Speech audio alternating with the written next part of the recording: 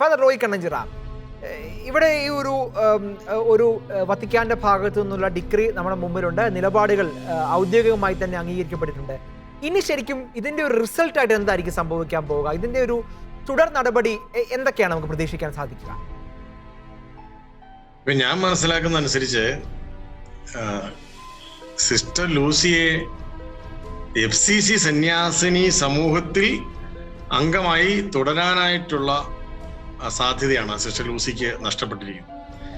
അവരെ കത്തോലിക്ക സഭയിൽ നിന്നോ ക്രിസ്തുവിൽ വിശ്വസിക്കുന്നതിൽ നിന്നോ ഒന്നും ആരും തടഞ്ഞിട്ടില്ല, അല്ലെങ്കിൽ സ്വന്തം വിശ്വസിക്കാനുള്ള സ്വാതന്ത്ര്യത്തെ ആരും വിലക്കിയിട്ടില്ല.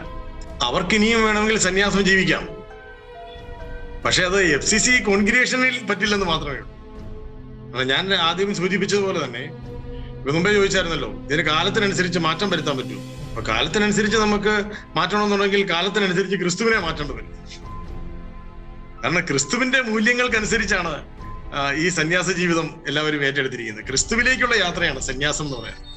അപ്പൊ അത് സമൂഹമായിട്ട് നടത്തുന്ന ഒരു യാത്രയാണ്. അത് മാത്രമല്ല, ഇവിടെ സന്യാസ ജീവിതം എന്ന് പറയുന്നത്, സന്യാസ സഭ ഒരു ശരീരമാണ്, ഒരു സമൂഹ ശരീരമാണ്. അതാണ് അതിന്റെ സങ്കല്പം എന്ന് പറയുന്നത്. അപ്പൊ ഓരോ അംഗവും അതിലെ അവയവങ്ങളാണ്. അപ്പൊ ഒരു സഭയുടെ ദൗത്യം നിർവഹിക്കാനാണ് ഓരോ അവയവത്തിനും കടമ. ഇവിടെ ശരീരം മുന്നോട്ട് നടക്കുമ്പോൾ ഒരു കാല് പുറകോട്ട് നടക്കാൻ ആഗ്രഹിക്കുന്നു പറഞ്ഞാൽ നടക്കില്ല. അപ്പൊ സമൂഹ ശരീരത്തിനനുസരിച്ച് യാത്ര ചെയ്യണം. അതില് സിസ്റ്റർ ലൂസിക്ക് ഇനി ബുദ്ധിമുട്ടുണ്ടെന്നാണ് അവര് പറയുന്നത്.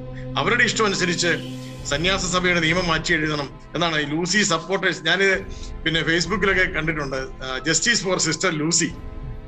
അപ്പൊ ഞാൻ ചിന്തിച്ചിട്ടുണ്ട്, എന്ത് നീതിയാണ് ഇവർ സിസ്റ്റർ ലൂസിക്ക് വേണ്ടി ഒരുക്കുന്നത്? Justice for sister Lucy, sister ലൂസിക്ക് നീതി ലഭിക്കണം എന്നതാണ് അവരുടെ ആഗ്രഹം. സിസ്റ്റർ ലൂസിക്ക് FCC സന്യാസിനി സമൂഹത്തിൽ നീതി ലഭിക്കണം എന്നാണ് ഇവർ ആഗ്രഹിക്കുന്നതെങ്കിൽ അവർ സത്യത്തിൽ സന്യാസിനി സഭയിൽ ഇവർ ചേർന്നത് എന്തിനാണ് എന്ന് ചോദിച്ച് അത് നേടിക്കൊടുക്കണമായിരുന്നു. അതിന് പക്ഷേ ഇതിന് വന്നവർ ആൾക്കാരൊക്കെയാണ്, അവര് മറ്റ് മതധാരയിൽ നിന്നുള്ളവരാണ്. അതാണ് എന്നെ അത്ഭുതപ്പെടുത്തിയത്. ഇപ്പോൾ ഈ ജസ്റ്റിസ് ഫോർ സിസ്റ്റർ ലൂസി എന്ന ഫേസ്ബുക്ക് പേജിന്റെ അഡ്മിൻ ആരാണെന്ന് നിങ്ങൾ അന്വേഷിച്ചാൽ മനസ്സിലാവും. അത് ക്രിസ്തുവിൽ വിശ്വസിക്കാത്ത, ക്രിസ്തു മതത്തിൽ വിശ്വസിക്കാത്ത, ക്രിസ്തുമത ധാരകളെ പിന്തുടരുകയില്ലാത്ത മറ്റൊരു മതധാരയിൽ നിന്ന് വന്ന വ്യക്തിയാണ് justice for sister Lucy. Father Roy Kannanchira, ഇനി അവർ ആഗ്രഹിക്കുന്നത് ഒരു പൊതുസമൂഹത്തിന്റെ ഒരു പ്രതിനിധി എന്ന നിലയിലുള്ള ഒരു നീതി ആയിരിക്കുമോ അവർ ആഗ്രഹിക്കുന്നത്? ആ നിലയ്ക്കുള്ള ഒരു ക്യാമ്പയിൻ ആയിട്ട് അതിനെ കണ്ടുകൂടെ? സുഹൃത്തെ, പൊതുസമൂഹത്തിന്റെ നീതിക്ക് വേണ്ടി എന്തിനാണ് സന്യാസ സമൂഹത്തിൽ നിൽക്കുന്നത്?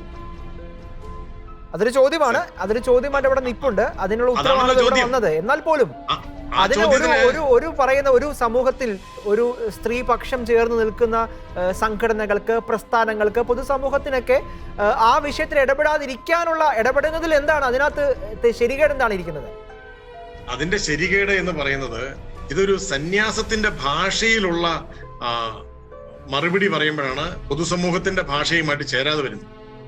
അപ്പൊ സന്യാസം എങ്ങനെ ജീവിക്കണമെന്ന് പൊതുസമൂഹം പുതിയ നിയമാവലി ഉണ്ടാക്കിയാൽ അതിന് കത്തോലിക്ക സഭയ്ക്ക് അംഗീകരിക്കാൻ കഴിയില്ല.